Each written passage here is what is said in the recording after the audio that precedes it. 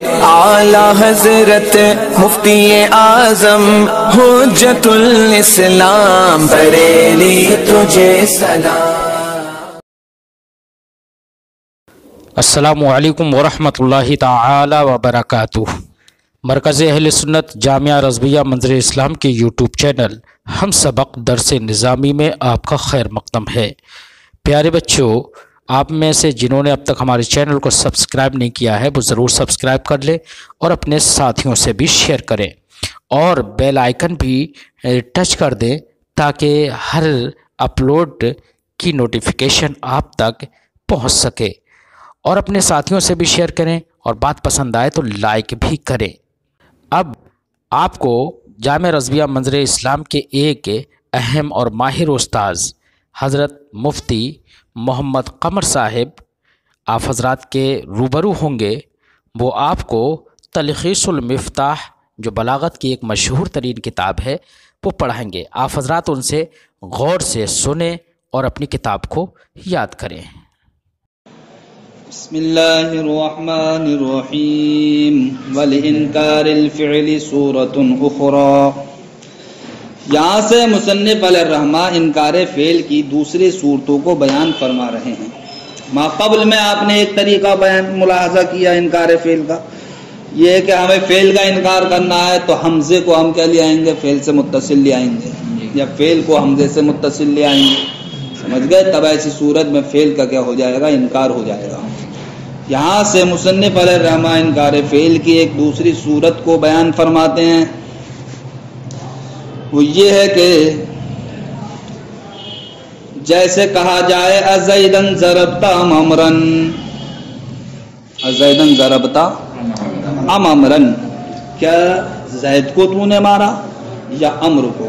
یہ کس انسان سے کہا جائے گا؟ اس انسان سے کہا جائے گا جو جناب والا انسان شک میں پڑا ہوا ہے اس بات کو لے کر کہ مارنا یا تو زید کو ہوا ہے آپ کا یا پھر امر کو ہوا ہے، اور آپ نے جناب والا نہ امر کو مارا ہے نہ زید کو مارا ہے۔ اب ایسی صورت میں کیا کریں گے؟ آپ فعل کا انکار کرنا ہے تو پہلی صورت کیا تھی؟ فعل کو ہم حمزے سے متصل لائیں، لیکن یہاں پر جناب والا مفعول کو لیا، یعنی معمول کو، فعل کے معمول کو حمزے سے متصل لیا ہے، تب بھی جناب والا انکار فعل ہو جائے گا، جیسے کہ زیدن ضربتا امرن میں کہ یہاں پر حمزہ کائے کے لیے انکار کے لیے ہے، اور مطلب یہ ہے کہ نہ تو نے زید کو مارا ہے نہ امر کو مارا ہے، سمجھ گئے؟ تو دوسری صورت تمہیں کیسے حاصل ہوئی؟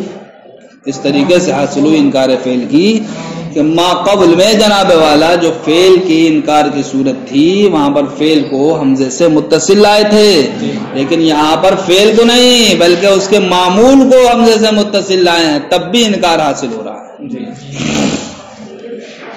وَلِإِنْكَارِ الْفِعْلِ صُورَةٌ أُخْرَى، اور انکار فعل کی ایک دوسری صورت ہے، وہ جیسے کہ زیدن ضربتا امرن میں لمن يردد الضرب بینہما، اس انسان کے لیے جو جناب والا ضرب کو یا ضرب کے تعلق سے شک میں ہے، بینہما زید و امر دونوں کے درمیان، اس کے علاوہ کے لیے نہیں، سمجھ گئے؟ لہذا آپ نے حمزے کو لا کر اور جناب والا معمول کو مقدم کر کے یا معمول کو حمزے سے متصل کر کے دونوں کی کیا کر دی؟ نفی کر دی۔ والانکار اما للتوبیخ، یہاں سے بتا رہے ہیں جناب والا انکار یا تو توبیخ کے لیے ہوتا ہے، ڈانٹ پھٹکار کے لیے، زجر و تنبیہ کے لیے۔ تو مطلب کیا ہوتا ہے صاحب ڈانٹ پھٹکار کا؟ اگر اس کا تعلق کس سے ہے؟ زمانے ماضی سے ہے، تو اب مطلب یہ ہوگا انکار کا کیا ہوگا؟ ما کان ینبغی ان یکون، یعنی کہ جو تم نے کیا تمہیں ایسا کرنا مناسب نہیں تھا، مناسب نہیں تھا۔ وہ کیا ہے معاملہ جو تم نے کیا؟ عصیت ربک، کیا تو نے اپنے رب کی نافرمانی کی؟ تو یہاں پر حمزہ جو استفہام کے لیے لایا گیا ہے، یہ استفہام کے حمزہ استفہامی جو لایا گیا ہے یہ استفہام کے لیے نہیں ہے بلکہ کائے کے لیے ہے صاحب؟ انکار کے لیے۔ لیکن یہ انکار کیوں ہے؟ توبیخ کے لیے، ڈانٹ پھٹکار کے لیے کہ تم نے اپنے رب کی نافرمانی کی زمانے ماضی میں، مطلب اب یہ ہوا کہ تمہارے لیے نافرمانی کرنا مناسب نہیں تھا۔ تمہارے لیے نافرمانی کرنا مناسب نہیں تھا. یہ اب جناب والا اس ڈانٹ پھٹکار کا تعلق کیسے ہوگا؟ زمانہ مستقبل سے ہوگا.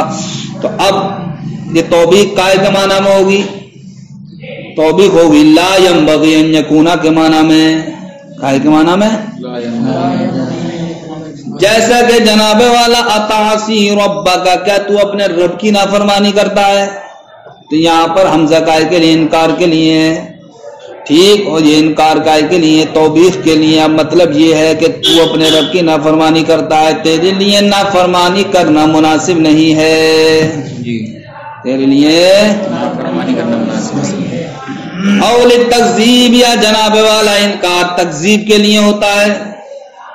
تکذیب کا تعلق بھی جناب والا یا تو زمانے ماضی سے ہوگا یا زمانے مستقبل سے ہوگا.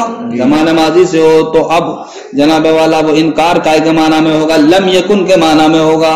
جیسے کہ اللہ رب العزت کا فرمان افاسفاکم ربکم بالبنین، یہ کون کہتے تھے صاحب؟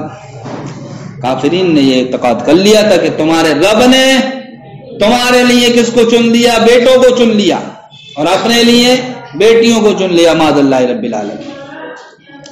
تو اب یہاں پر جو حمزہ ہے یہ استفہام کے لیے نہیں ہے بلکہ کائے کے لیے انکار کے لیے ہے، اور یہ انکار کائے کے لیے ہے؟ تکذیب کے لیے ہے. یعنی کہ جو تم کہہ رہے ہو اس میں تم جھوٹے ہو، ایسا نہیں ہے.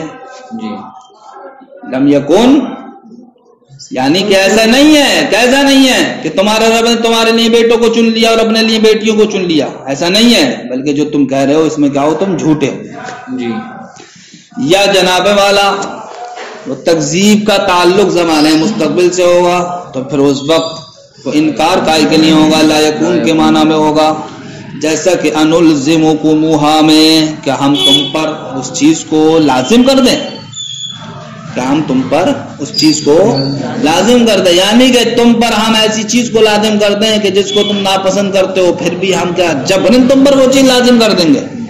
یہاں پر حمزہ کائے کے لیے انکار کے لیے ہے، لیکن یہ انکار کائے کے لیے ہے؟ تکذیب کے لیے ہے. تکذیب کے لیے ہے، اور اس کا تعلق کیسے ہے؟ زمانہ مستقبل سے ہے. تو مطلب یہ ہوگا کہ ایسا نہیں ہوگا کہ جس کو تم ناپسند کرو ہم تم پر اس چیز کو لازم کر دیں. سمجھ گئے؟ تحکم، اور کبھی کبھی جناب والا تحکم کے لیے بھی آتا ہے.